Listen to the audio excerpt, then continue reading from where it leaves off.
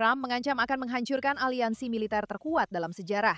Dan setelah apa yang baru saja dilakukan Eropa, kamu mungkin benar-benar bisa memahami alasannya. Inilah apa sebenarnya NATO itu. Mengapa pengkhianatan Eropa selama perang dengan Iran tidak bisa dimaafkan? Dan apa yang akan terjadi pada dunia jika Amerika benar-benar keluar? Jadi ini tahun 1945 dan Perang Dunia Kedua baru saja berakhir, meninggalkan Eropa dalam kehancuran, puluhan juta orang tewas, dan sebuah benua yang entah bagaimana berhasil memicu dua perang dunia yang dahsyat dalam kurun waktu 30 tahun. Jika tidak ada perubahan secara struktural, hal ini akan terjadi untuk ketiga kalinya.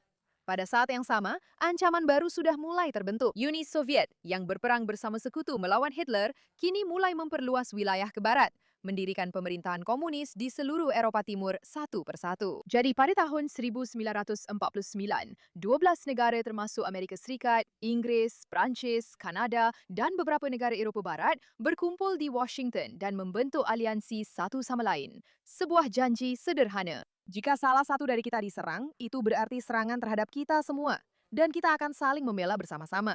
Pada dasarnya, ini seperti satu pasukan yang sangat besar. Dan selama 77 tahun, teori ini berhasil.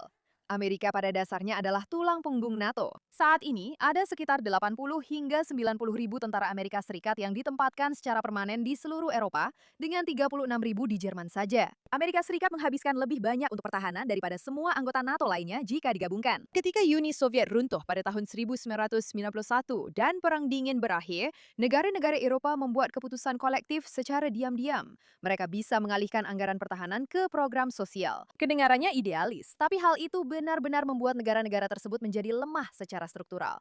Dan yang luar biasa adalah bahwa ini sebenarnya merupakan bagian dari sebuah rencana. Sayangnya, itu bukan rencana Eropa. Doktrin Soviet dan kemudian doktrin gerakan Islam radikal tidak pernah, terutama tentang mengalahkan Barat secara militer, melainkan tentang membuatnya kehilangan semangat. Ketika Amerika melancarkan operasi militernya terhadap Iran, negara sponsor terorisme utama di dunia, saya ingatkan, beberapa sekutu NATO-nya yang selama ini bergantung pada Amerika menolak membuka ruang udaranya untuk pesawat militer Amerika Serikat. Tapi kemudian keadaannya semakin buruk.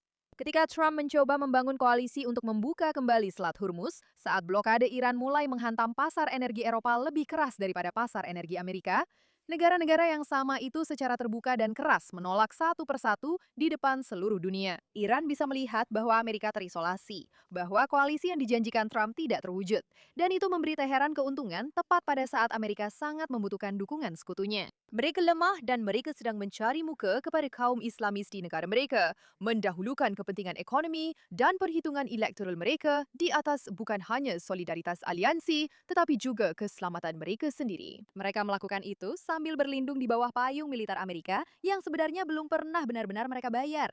Kamu tidak bisa menyerang Trump dan lolos begitu saja.